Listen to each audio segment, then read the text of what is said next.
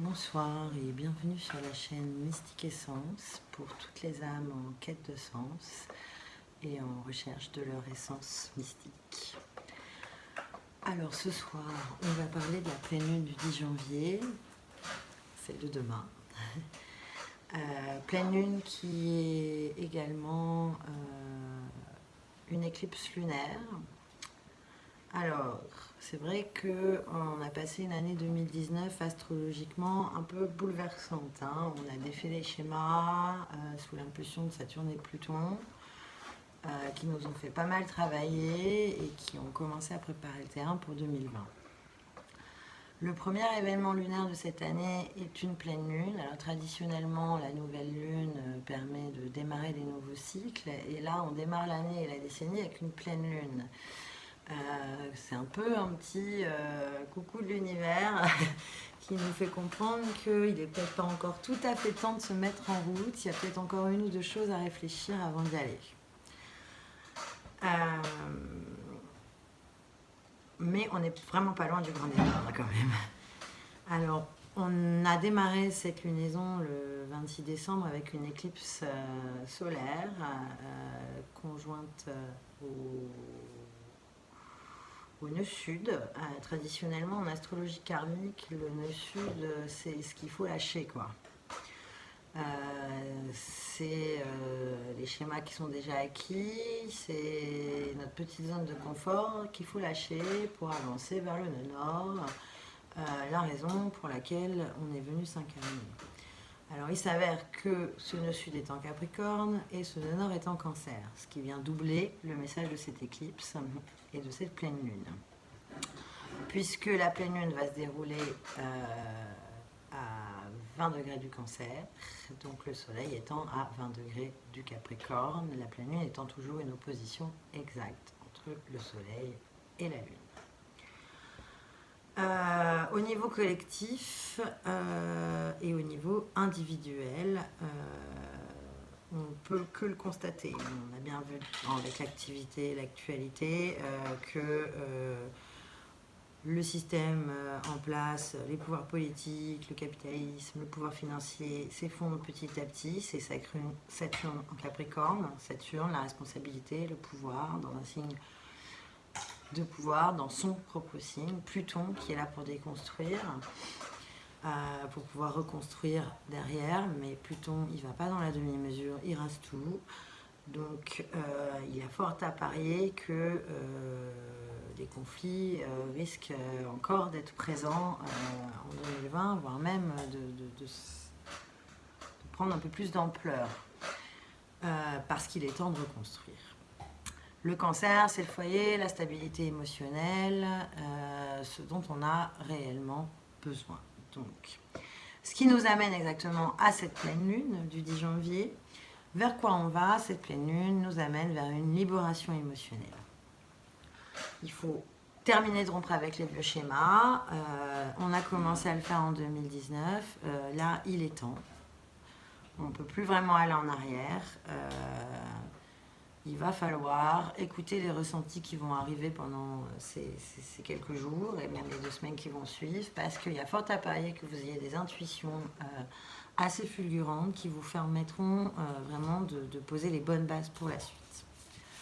Alors, sur l'étude elle-même de la carte du thème de la Lune, que je vous mettrai dans la vidéo pour ceux qui savent un peu lire les cartes, on peut constater que donc, la Lune est à 20 degrés Cancer, le Soleil est à 20 degrés Capricorne, il est conjoint à Mercure. Donc ça, c'est un point intéressant, parce que Mercure, c'est la communication, donc on va pouvoir s'appuyer sur des communications réfléchies, matures, responsables, maîtrisées. Un peu à l'opposé du Cancer, la Lune émotionnelle, je pleure, je ris, voilà.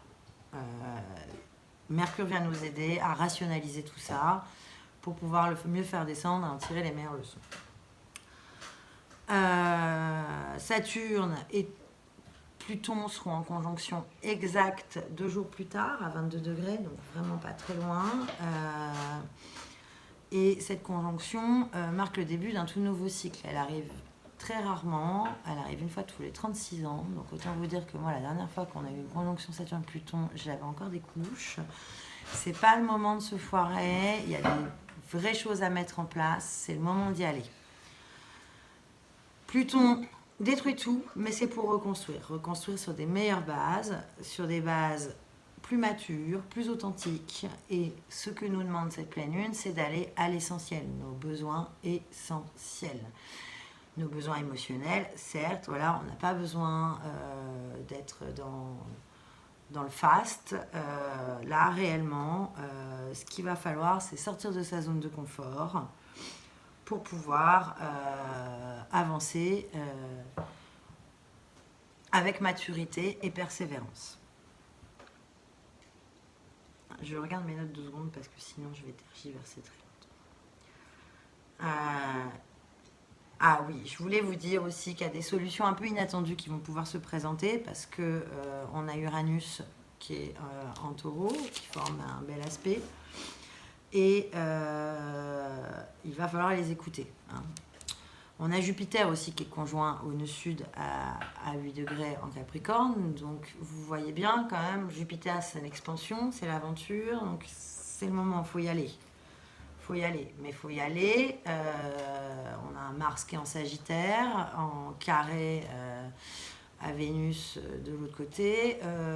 Mars en Sagittaire, il est très expansif, il est enthousiaste, il va vite. Le problème, c'est qu'avec Uranus en taureau, le taureau, c'est le temps, voilà, il va falloir qu'il prenne son temps, il va falloir y aller étape par étape. Il ne faut pas griller les étapes parce que sinon, vous risquez de passer à côté de quelque chose. Alors, tous ces éléments qui sont opposés à la Lune en Capricorne, on a le Soleil, on a Mercure, on a Saturne, on a Pluton, on a Cérès aussi, qui redouble le message de savoir lâcher, parce que Cérès, c'est l'archétype de Déméter qui, pour pouvoir continuer à avoir des récoltes, accepte que sa fille soit en enfer 6 mois par an. Si vous entendez du bruit, c'est le chien qui joue avec le bois dans la cheminée, je suis désolée.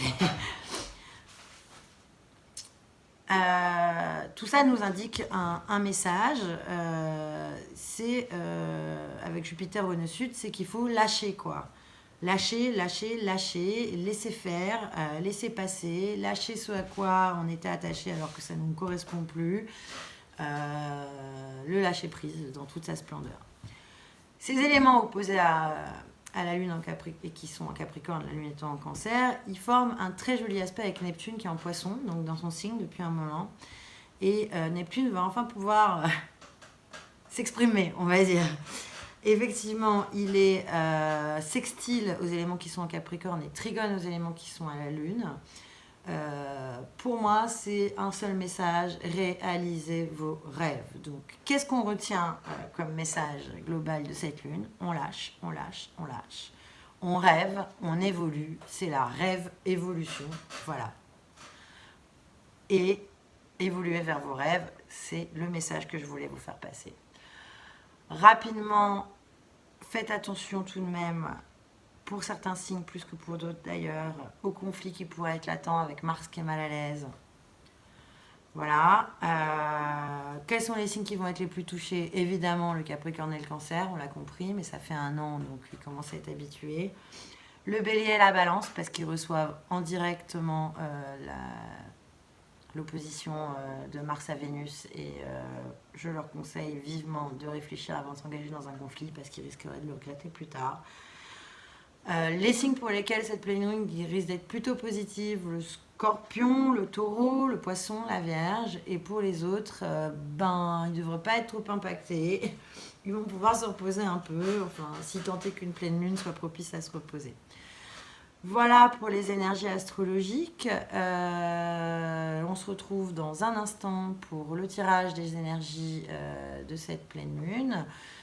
Ce à quoi on peut s'attendre, ce sur quoi on peut se reposer, vers quoi on va dans chaque domaine. Tirage des énergies générales. À tout de suite.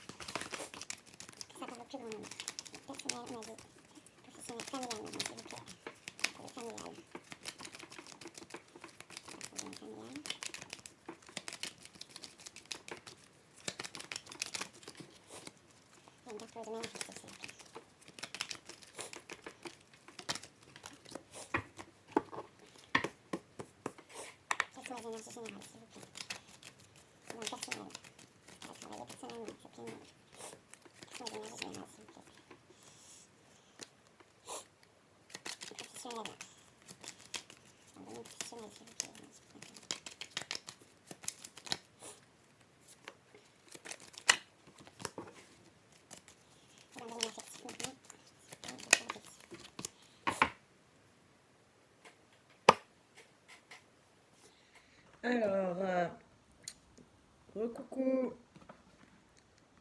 Alors, je vous ai tiré 4 tas pour démarrer. On va commencer sur les énergies générales dans le domaine personnel. Bien évidemment, c'est une guidance générale, donc tout ne va pas parler à tout le monde. Il y a des chances qu'il y ait des domaines qui soient plus impactés que d'autres. Vous prenez que ce qui vibre, ce qui résonne en vous. Le reste, vous le laissez. Si ce n'est pas vos énergies, c'est qu'elles ne sont pas à vous. Alors, dans le domaine personnel, on a la gestation. Alors, on en parlait sur les énergies astrologiques, ça se rejoint. La gestation, c'est tout ce que vous avez fait jusqu'à maintenant qui vous amène à... Je n'annonce pas une grossesse pour tout le monde, alors peut-être qu'il y en a qui seront enceintes, hein, effectivement, mais c'est surtout la gestation de votre être, la gestation, comme ça que je le sens, et la tentation. On retirera peut-être après pour expliciter. Mais voilà, c'est ce que je disais, il faut arrêter d'aller vers ce qu'on croit juste pour nous et sortir de sa zone de confort pour enfin pouvoir renaître à soi-même. Sur le domaine professionnel maintenant, la révolution et la sagesse. On est quand même très très cohérent jusque-là avec ce que je racontais sur les énergies astrologiques. Et bien oui, c'est le moment d'évoluer, Uranus en taureau, hein, c'est le moment d'évoluer vers plus de sagesse. Donc dans le professionnel aussi, c'est-à-dire que vous allez certainement, pour certains, il va y avoir des choses assez imprévues, des retournements de situation. Mais quoi qu'il en soit, la situation avance vers quelque chose de plus juste et de plus sage. Sur le domaine familial maintenant, qu'est-ce qu'on a? La lumière et la réussite. Bon, ben voilà, ça c'est quand même plutôt... pas de souci, on revient à sa propre lumière. Il y a certainement, avec les faits de fin d'année qui sont passés, des mises au point qui ont été faites pour certains et on va trouver sa place. C'est aussi lié à ça, hein, à partir du moment où on reprend sa place, on renaît à soi-même, on arrive à poser des bases plus saines. Du coup, forcément, on trouve sa place dans un cadre familial de façon réussite.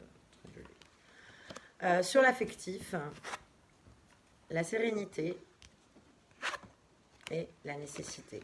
Alors là, il y a plusieurs interprétations possibles. À mon avis, il y a plusieurs cas de figure aussi. On va retirer tout de suite pour voir. De prime abord, ce que je vois, c'est que pour certains, il est vraiment nécessaire d'aller vers plus de sérénité, de couper, de lâcher et d'aller vers une situation plus sereine, même s'il faut tourner le dos. Et pour d'autres, cette nécessité s'étant déjà fait sentir, on va essayer de trouver des situations plus sereines et d'avancer.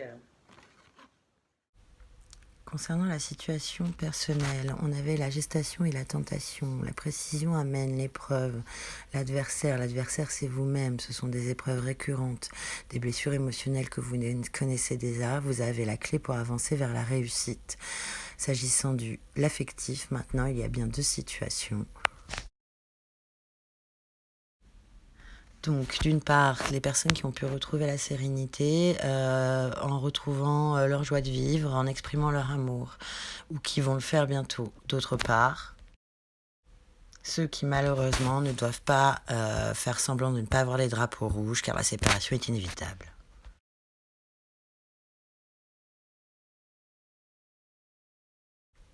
Alors, sur quoi vous pouvez vous appuyer pour vous aider à lâcher prise? Le moment est venu d'élever votre conscience. Vous êtes le bâtisseur de votre propre vie. Faites confiance à vos émotions. C'est la fin d'un cycle. Laissez couler vos émotions, entendez ce qu'elles ont à vous dire, retrouvez l'amour et le pardon de vous-même et vous avancerez vers votre propre lumière.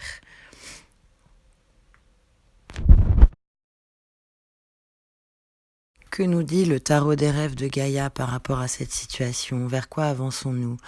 La perception, la compréhension, une nouvelle vision du monde, une nouvelle clarté, les émotions. Vous voyez, on en revient toujours à la même chose, écoutez vos émotions pour avancer vers...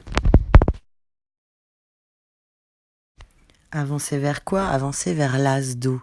Toujours un as d'émotion, un début excitant, un saut dans la foi. Il faut ouvrir votre cœur, vous laisser guider par votre passion, vous libérer de l'influence de la peur. Une expérience, une nouvelle occasion. Ne luttez plus contre vos sentiments, osez, rêvez, allez vers vos rêves. À très bientôt.